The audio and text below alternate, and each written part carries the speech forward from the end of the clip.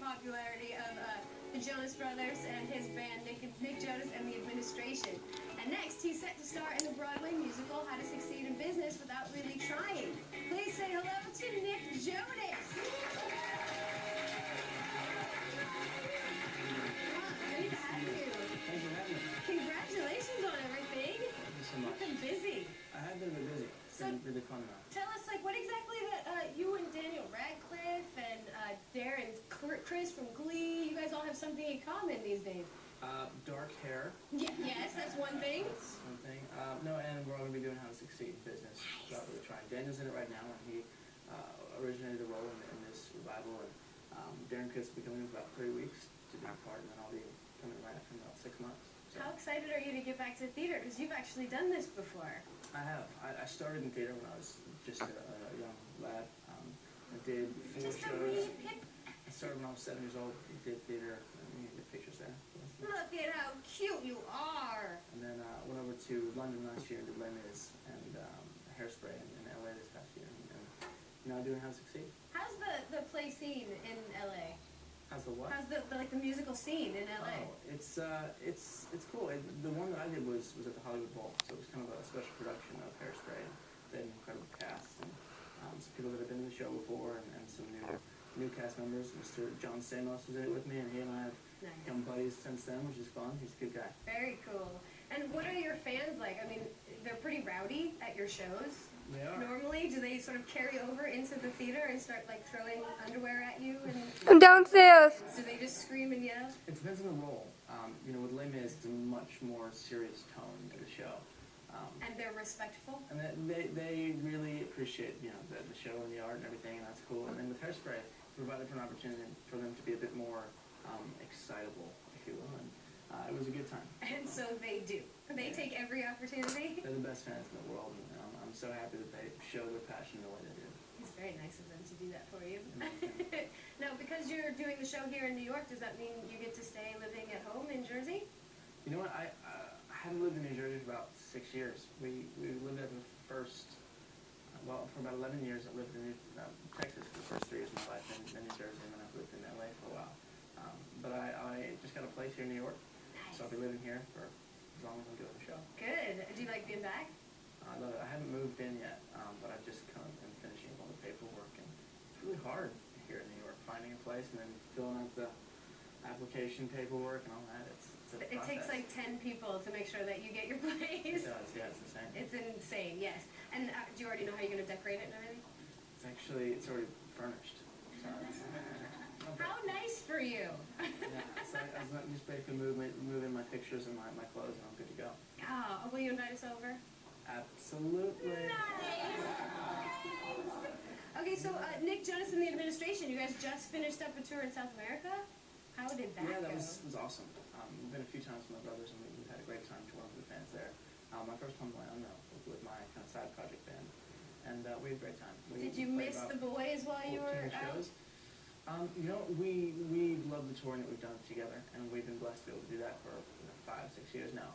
So to take this past year and a half, and the rest of this year into next, to sort of do things that are on our hearts as individuals and focus on those things has been really nice. And I'm sure there'll be a time when we come back together and do some more touring and reporting for our fans. So what happens when the brothers are away now that you got to tour by yourself? Any cool stories from the road? Yeah, I just ate a lot of food. That was kind of my biggest thing is basically in South America they have some of the best food in the world, some of the best meat in the world, if you like meat. And in Brazil, the churrascarias everywhere, which are just incredible. They basically just bring out a bunch of different meats and you just eat all night, pretty much all you can eat. So you were on the Atkins diet then while you were gone? Exactly. That was a fun That's how you time. kept so slim. Exactly. That and all the performing and getting up on stage and sweating a bit because it's hot down there. Yeah, definitely. It's hot.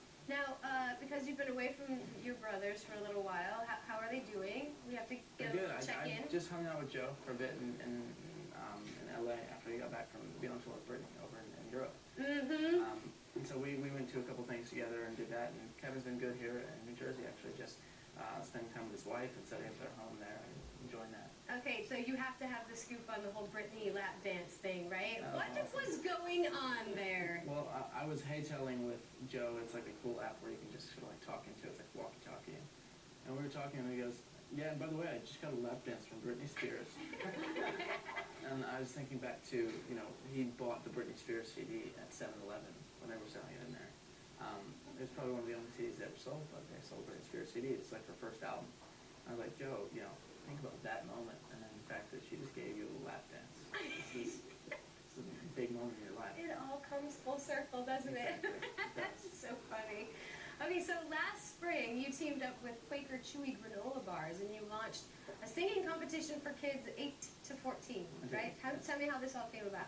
Yeah, it was really fun. You know, we met with Quaker Chewy and talked about what we could do together, and basically came up with this idea to do a talent search. And we did all online video submissions, and it was ages 8 to 14, and it was a long search. We had thousands of submissions, but we found our winner, and I recorded a song with her, and she received a management contract from the management company that my brothers and I are on. It's been a really fun process so far working with her. Her name is Gabrielle. Let's bring Gabrielle out and congratulate her on winning. Come on, Gabrielle! You're the new Quaker Chewy granola bar superstar! I'm so excited. So how has this process been for you? This process has been crazy, but it's happened so fast. It's such a great experience. I'm so lucky to be the very first Quaker Chewy superstar. And what was it that made her stand out from everyone else? Watching all the videos, you know, I think the thing that really stood out to me was the tone of her voice and her ability to kind of capture all of our attention. You know, sort of a unanimous pick. And obviously America voted at the very end. We got the top 5 finalists, and they chose her. So she was my pick. You knew it all along. You know, I don't want to put it out there, but yeah. No, I think we have a clip. We want to hear you sing. So I think we have a clip. We have to take a look. Oh. This is you doing My Time. Take a chance before it's too late, 'cause it's only just the start. Yeah. Fantastic. I can't wait to hear more. Yeah, I'm so in love with that song. Nick just did such a great job writing it, and I can't thank him. Yay! Thank you guys so much for coming on, and congratulations.